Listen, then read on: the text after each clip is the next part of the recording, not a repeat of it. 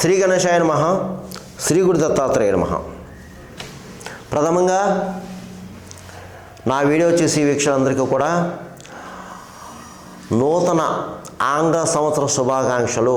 ఇక ఈ జనవరి మాసంలో కన్యారాశి వరకు ఎలా ఉందో తెలుసుకుందాం. జనవరి మాసంలో కన్యారాశి ఉత్తర 2, 3, 4 పాదాలు, హస్త 1, 2, 3, 4 పాదాలు, చిత్త 1, 2 పాదాలు కన్యారాశిలోకి వస్తాయమ్మా.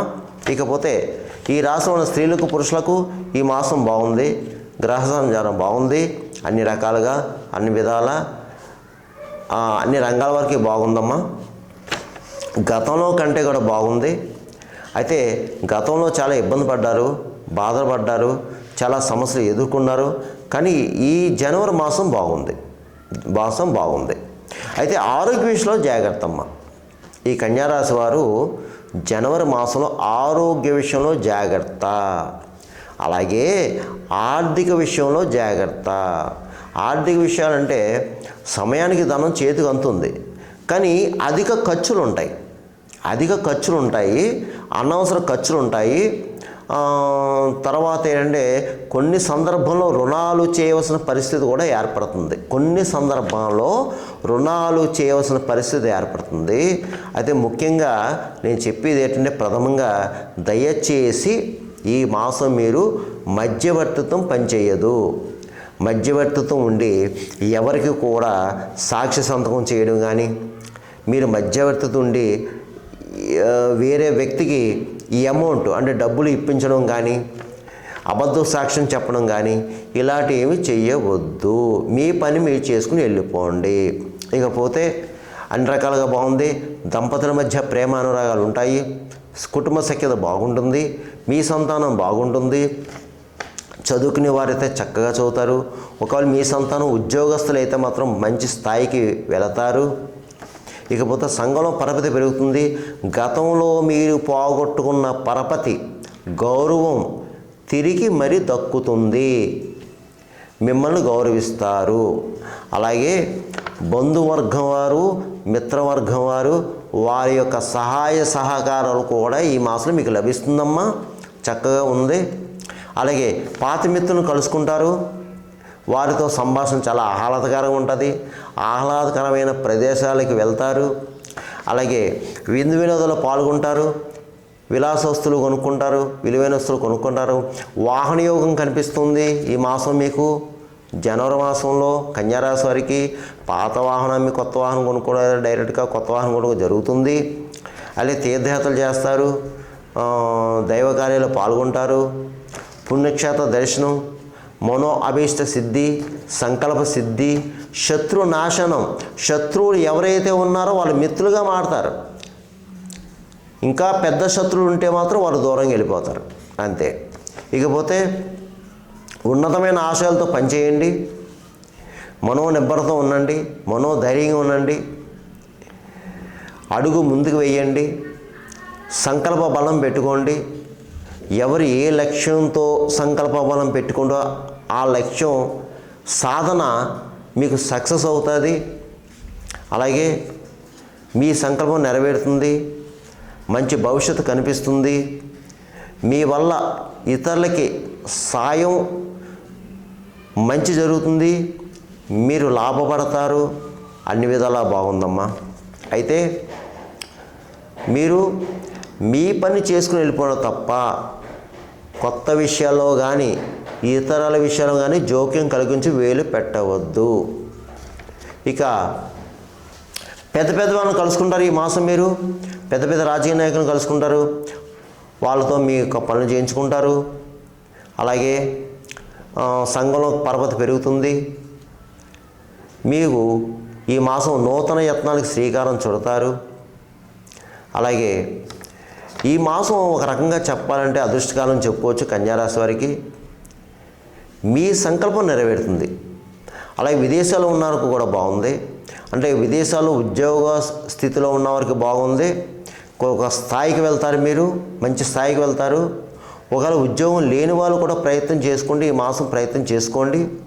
తప్పకుండా మీకు ఏదో ఒక ఎక్కడో చోట జాబ్ వస్తుంది. ఇకపోతే రియల్ ఎస్టేట్ రంగంలో ఉన్నవారికి బాగుంది. స్పెక్యులేషన్ లాభిస్తుంది, మోటార్ ఫీల్డ్ వరకు బాగుంది, ప్రైవేట్ కాంట్రాక్ట్స్ బాగుంది, అలాగే సినిమా టీవీ రంగం వరకు కూడా బాగుందండి. మంచి అవకాశాలు వస్తాయి, ఉపయోగించుకోండి దాన్ని. అలాగే రాజకీయ నాయకులకు బాగుంది. రాజకీయ నాయకు మాత్రం కాస్త ఈ యొక్క నరఘోష నరపేట కనిపిస్తుంది. అంటే ఏమీ లేదండి, మీరు మంచి మంచి కార్యాలు చేపడతారు, ప్రజలు గుర్తింపు తెచ్చుకుంటారు, ప్రజలకు కావాల్సిన వ్యవహారాలు చేసుకుంటారు. కాబట్టి మీకు శత్రువులు ఉంటారు, మీకు తెలియని శత్రువులు ఉంటారు. డబ్బు మాత్రం మంచినీళ్ళ ఖర్చు అవుతుంది, తస్మాత్ జాగ్రత్త. ఇక అన్ని రకాల వ్యాపారస్తులకి బాగుంది. కొత్తగా వ్యాపారం పెట్టుకోవచ్చు, జాయింట్ వ్యాపారం పెట్టుకోవచ్చు, మంచి లాభాలు వస్తాయి. అలాగే చదువుకునే విద్యార్థులకు బాగుందండి, చక్కగా చదువుతారు, మంచిగా చదవండి. చదువుపై శ్రద్ధ పెట్టండి విద్యార్థులు. దేని మీద మాత్రం బుర్ర పెట్టవద్దు, చదువుపై శ్రద్ధ పెట్టండి. ఇకపోతే వివాహం అమ్మాయిలు కూడా బాగుంది, మంచి ప్రయత్నం చేసుకోండి, వివాహాల శుభకార్యాలు జరుగుతాయి. ఇక ప్రభుత్వ పరంగా ప్రైవేట్ పరంగా ఉద్యోగస్తులు కూడా బాగుందని మీకు చక్కగా ఉంది. పై అధికారులతో ప్రశంస పొందుతారు. తర్వాత మీకు స్థల మార్పు కనిపిస్తుందని మీకు ఉద్యోగస్తులకి, అంటే ప్రమోషన్స్తో కూడిన బదిలీలు కనిపిస్తున్నాయి. మీకు ఏం పర్వాలేదు, మంచిగానే జరుగుతుంది మీకు. ఇక మీరు చేయవలసింది ఏంటంటే,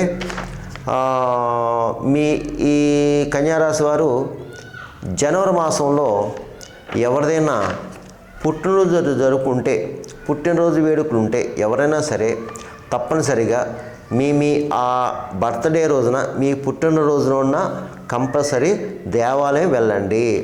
మీకు దగ్గరలో ఏ గుడి ఉంటే ఆ గుడికి వెళ్ళండి అమ్మా. ఎవరైనా సరే పుట్టినరోజు జరుపుకునే వాళ్ళు ఈ సంవత్సరంలో, ఈ 2025 జనవరిలో వెళ్ళి ఏదో ఒక దేవాలయం వెళ్ళి అక్కడ అర్చన చేయించుకోండి. ఏవో ఒక టెంకాయ, పూలు, పళ్ళు తీసుకెళ్ళండి అమ్మా. ఏదన్నా ఒక యథాశక్తి స్వీట్ తీసుకెళ్ళండి. 1 కిలో లేదా 1/2 కిలో లేదా 1/4 కిలో కనీసం తీసుకెళ్ళి నివేదన చేసి ఆ అర్చన అయిపోయిన తర్వాత అర్చక స్వామివారికి యథాశక్తి దక్షిణ తాములు ఇచ్చిన తర్వాత ఆ అర్చక స్వామివారి ఆశీస్ కూడా తీసుకోండి. ముఖ్యంగా ఆ దేవాలయంలో అర్చక స్వామివారి ఆశీస్ తీసుకోండి, మీకు మేలు జరుగుతుంది. అలాగే మీ యొక్క స్వీటు అక్కడ ఉన్న భక్తులకి అందరూ పంచండి. ఇలా చేయడం వల్ల ఈ సంవత్సరం అంతా మీకు బాగుంటుంది. అలాగే కొన్ని వ్యవహారాలు కూడా సక్సెస్ అవుతాయి, మీకు మంచి జరుగుతుంది, శుభం జరుగుతుంది. ఇది మాత్రం గుర్తుపెట్టుకోండి అమ్మా. ఇకపోతే నేను చెప్పే ఈ మాస ఫలితాలు, ఈ రాశి ఫలాలు కేవలం ఈ గోచార ఫలితాలు మీకు ఒక 40% పనిచేస్తుంది.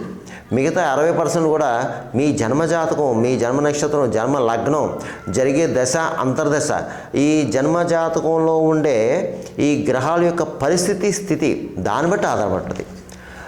కొంతమందికి నేను చెప్పిన రాశి ఫలాలు, మాస ఫలాలు జరగచ్చు, కొంతమందికి జరగకపోవచ్చు. జరగాలి అని రూల్ లేదు, జరగకూడదని రూల్ లేదు. అది మాత్రం నా వీడియో చూసి వీక్షకులు దయచేసి గమనించగలనని అనుకుంటున్నాను. మీకు ఏమైనా సలహా సంప్రదింపులు కావాలంటే కింద నెంబర్ ఉంది, ఆ నెంబర్కి కాల్ చేయండి, మీకు సలహాలు సూచనలు ఇవ్వడం జరుగుతుంది. ఇకపోతే మీరు చేయవలసింది ఈ జనవరి మాసంలో ముఖ్యంగా ఈ కన్యారాశి వారు లక్ష్మీ గణపతి ఆరాధన చేసుకోండి. మీరు ఎంత ఎక్కువ ఈ మాసంలో లక్ష్మీ గణపతి ఆరాధన చేసుకుంటే, అంటే గణపతి పూజలు అవి చేసుకుంటే మీ యొక్క వ్యవహారాలు ముందుకు సాగుతాయి, మీ పనులు ముందుకు వెళ్తాయి, మీ పనులు ముందుకు వెళతాయి. అలాగే వీలైతే బుధవారం రోజున గణపతికి అభిషేక అర్చనలు చేయించుకోండి. అలాగే ఈ మాసంలో ఈ పౌర్ణమి తర్వాత సంకటహర చవితి వస్తుంది. సాయంత్రం వల్ల ప్రతి దేవంలో అభిషేకం చేస్తారు. వెళ్ళి చక్కగా గణపతి పూజ చేయించుకొని అభిషేకం చేయించుకోండి. ఇక విష్ణు సహస్రనామాలు చేసుకోండి ప్రతిరోజు కూడా. అలాగే నవగ్రహ స్తోత్రం ప్రతిరోజు చేసుకోండి. అయితే వీలైతే మాత్రం ఒక రోజున మాత్రం, ఒక బుధవారం మాత్రం కిలోంబావు పెసలు గ్రీన్ కలర్ వస్త్రం, అంటే పచ్చడి వస్త్రంలో మూటగట్టేసి యథాశక్తి దక్షిణ తాములతో అర్చక స్వామివారికి దానం చేయండి దేవాలయంలో. ప్రతిరోజు కూడా సంకటహర గణపతి స్తోత్రం ఉంటుంది, ప్రతిరోజు చదువుకోండి. గణపతికి ప్రతిరోజు కూడా కాస్త చిన్న బెల్లము గరిక పెట్టండి. మీ ఇంట్లోనే గణపతి ఉంటాడు మందిరంలో, దేవుడి మందిరంలో. ఆ గణపతికి కాస్త చిన్న గరిక పూస, చిన్న బెల్లం ముక్క పెట్టండి అమ్మ. దండం పెట్టుకుని ఆ యొక్క ప్రసాదం బెల్లం ముక్క నోట్లో వేసుకుని వెళ్ళండి. ఓం నమో నారాయణ అనుకుంటే మీకు మంచి జరుగుతుంది. ఇకపోతే మోగజీవులకు ఆహారం పెట్టండి, పావురాలకు జొన్నలు వేయండి, పిచ్చుకలకు ధాన్యం వేయండి, కాకులకి తీపన్నం పెట్టండి, కుక్కలకి బిస్కెట్లు బ్రెడ్ పెట్టండి. అలాగే గోవుకి తప్పకుండా గడ్డి వేయండి, గోవులకి గడ్డి వేయండి. ఇకపోతే మీరు వీలైతే ఏదైనా పుణ్యక్షేత్రానికి వెళ్ళడానికి ప్రయత్నం చేయండి, ఏదన్నా సరే పుణ్యక్షేత్రానికి ప్రయత్నం చేయండి. ఇక ఇంకా వీలైతే అవకాశం ఉన్నప్పుడు ఒక మంచి రోజున సత్యనారాయణ స్వామి వ్రతం చేయించుకోండి. మీ ఇంట్లోనే అయ్యగారిని పిలిచేసి సత్యనారాయణ స్వామి వ్రతం చేయించుకుంటే మీకు కుటుంబం అంతా బాగుంటుంది. ఇక ఇవన్నీ చేసుకోవడం వల్ల మీకు ఈ కన్యారాశి వారికి ఈ జనవరి మాసం అంతా యోగిస్తుంది. ధైర్యంగా అడుగు ముందుకు వేయండి, మనో నిబ్బరంగా ఉండండి, మనో ధైర్యంగా ఉండండి. సర్వేజన సుఖనోభవంతు, శుభంభవతు, స్వస్తి.